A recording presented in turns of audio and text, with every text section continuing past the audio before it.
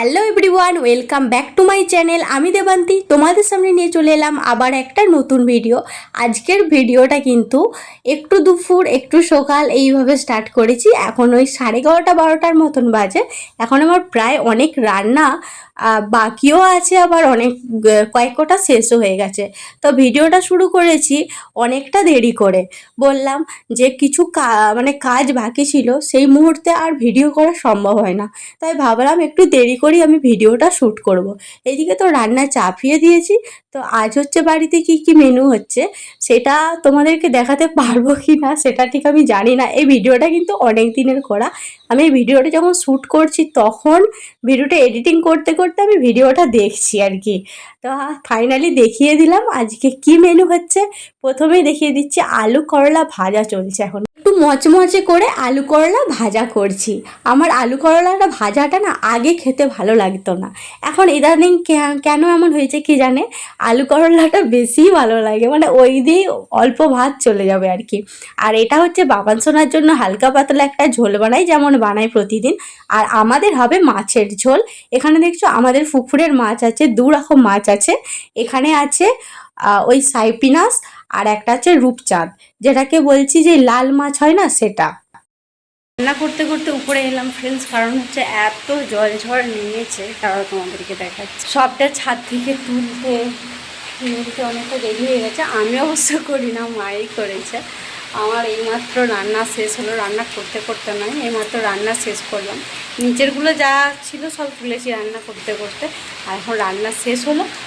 আমি উপরে এলাম, বা স্নান করবো, সেই জন্য জামা কাপড় আনতে আসছি। আর দাঁড়াও তোমাদেরকে উপর থেকে দেখাচ্ছি কেমন বৃষ্টি পড়ছে আমাদের পুকুরে। তোমরা হয়তো অনেকে ভাবে যে উপর থেকে কেন বৃষ্টি পড়াটা দেখাচ্ছি, সেটা তো আগেই বলেছি। আমার 2-1টা ওই জামা কাপড় ছিল, সেগুলো কিন্তু মাই তুলে দিয়েছে। তারপরে আমি হঠাৎ করে তাড়াহুড়ো করে এলাম, মা বললো আমি সবটা তুলে দিয়েছি। তাই ভাবলাম উপর থেকে আমি এই ভিডিওটা করে বৃষ্টি, তাতে ভালোও লাগছে। আর উপরে তো সেরকমভাবে ভিডিও করাই যায় না, কারণ আমাদের এই গ্রিলগুলো করা আছে বলে একদমই করা যায় না। আর এখন চলে আসছি, ওই ভাত খেয়ে চলে আসছি। এরপর দেখছো আমাদের এটা আনারসটা কাটা হবে, বাবা দিয়েছিল, মানে বাপের বাড়ি থেকে দিয়েছিল। সেই ভিডিও অনেক দিনের ভিডিওটা রয়েই গেছে, আপলোড করা আমার হয় না। এডিটিংয়ের অভাবে আমার আপলোডই হয় না। এদিকে দেখছো শাশুড়ি মা আনারস কাটছে, আর আমি তো আনারস একদম কাটতে পারি না, সেই চোখ বাদ দিতে হবে না কী সব বাদ দিতে হবে। আর এদিকে দেখছো আনারস মেখেও দিয়েছে। এখানে শুধু জাস্ট নুন আর অল্প একটু চিনি অ্যাড করেছে। এটার সাথে আমি আবার একটু গুঁড়ো লঙ্কা অ্যাড করে খাচ্ছিলাম। আর তখন একটু ভালোও লাগে না, কারণ ওই যখন তখন একটু আধটু ঠান্ডা ফান্ডা লেগে যায়। আর সেই সময় না এই রকম নুন লঙ্কা এরকম এইভাবে মেখে খেলে না আমার তো খুবই ভালো লাগে। এখন দেখছি আমার মুখের রিয়াকশানটা দেখেই বুঝতে পারছো কি ভালো লেগেছে। আমি না আগে না এরকম আনারস খেতাম না, আনারসের কি স্বাদ সেটাই জানতাম না। তারপরে বিয়ের পর যখন সবাই বলছে খা মারা বলছিল, তারপরে আনারসটা খেয়েই দেখলাম হ্যাঁ বাবু, আনারসের স্বাদটা এত সুন্দর ছিল। ফ্রেন্ডস চলে আসছি রান্নাঘরে। এই দেখছো আলুই, 1 ঝুড়ি আলু নিয়ে, ছোট ছোট আলু এগুলো।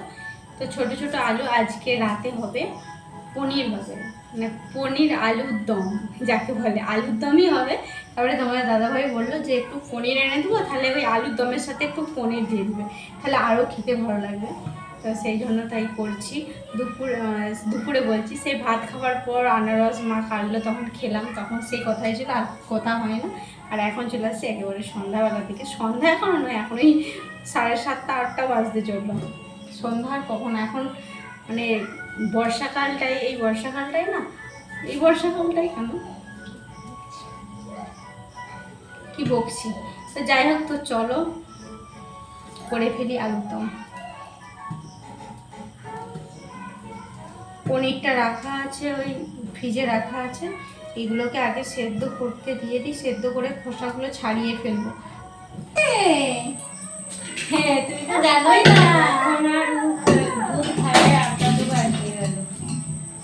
তো এখন বিকেল আর হবে না, দুধটা তো জল ঢেলেছে তো গিয়ে দিই। মানে মা আমাকে কি কথা বলছিল সেটা তো অবশ্যই তোমরা শুনেছো, আরও একবার বলে দিই, সেটা হচ্ছে বাবান সোনার জন্য যেই গাই দুধটা নেওয়া হয় সেটাতে আমি একটু বেশি পরিমাণে জল ঢেলে দিয়েছিলাম, কারণ ও তো ওই একবারই খায়, ওকে দুবার বেশি দিই না, কারণ একটু গ্যাসের প্রবলেম আছে তো, তার জন্য আমি ওই একবারই খাওয়াই। সেই জন্য মা একটু মুখ করছিল যে একবারই খাবে, অত কেন জল ঢেলেছিস, মানে একটু তো গাঢ় গাঢ় খাবে।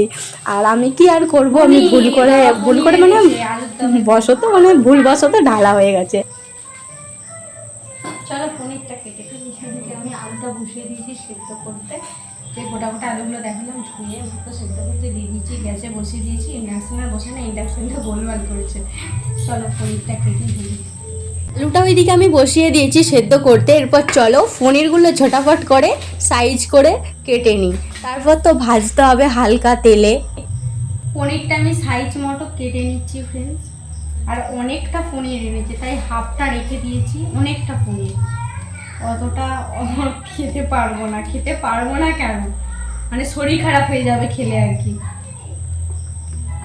পরের দিনে একটু তরকারি হয়ে যাবে, পনিরের তরকারি, তাই সবটা আর করছি না, এই অল্প করেই করছি। অল্প মানে অনেকটাই, হাফটা করে ফেলছি। ছোট ছোট করে কেটে নিচ্ছি।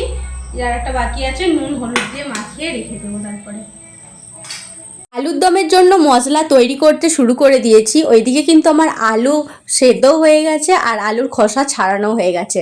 আর এখানে দেখছো পনিরগুলো হালকা করে লাল লাল করে ভেজে নিয়েছি। আর বললাম যে আলুর খোসা ছাড়িয়ে একেবারে যেগুলো বড় আছে সেগুলো অল্প একটু করে কেটে নিয়েছি, দেখতে পাচ্ছ হাফ হাফ করে নিয়েছি। মশলাটা তো আমার হয়ে গেছে, এরপর চলো আমি ভালো করে করে নিই আলুর দমটা। তো এই হচ্ছে আলুর দম, আলুর দম আমার রেডি। আর শীতকাল হলে কি একটু কলাইশুঁটি দেওয়া যেত, এখন তো আর পাওয়া যায় না কাঁচা কলাইশুঁটি। চলে এলাম ওপরে। তা আজকে সারা দিন রাতের ভিডিওটা তোমাদের কেমন লাগলো অবশ্যই কিন্তু কমেন্টে জানিও। আবার আসছে নতুন একটা ভিডিও নেক্সট দিন, তোমাদের খুব ভালো লাগবে। আর এখন চলে আসছি বললাম উপরে, এরপরে এসে বিছানা করব। খাওয়া দাওয়া সব হয়ে গেছে, বিছানাটা আমার আগে থেকে করা ছিল না, তাই খাওয়া দাওয়া করে ঝটপট করে এলাম। আর ওইদিকে বাবন সোনাকেও খাইয়ে দিয়েছি, বাবন সোনাকে মা জল খাচ্ছে, তাই ভাবলাম তাড়াতাড়ি করে আগে বিছানাটা করে নিই। তো তাড়াতাড়ি করে আর কোথাও করবো, এই যে তোমাদের সাথে বক করছি। তো যাই হোক, দেখা হচ্ছে নেক্সট একটা ভিডিও। সংক্রামত টাটা, সবাইকে জানাচ্ছি গুড নাইট।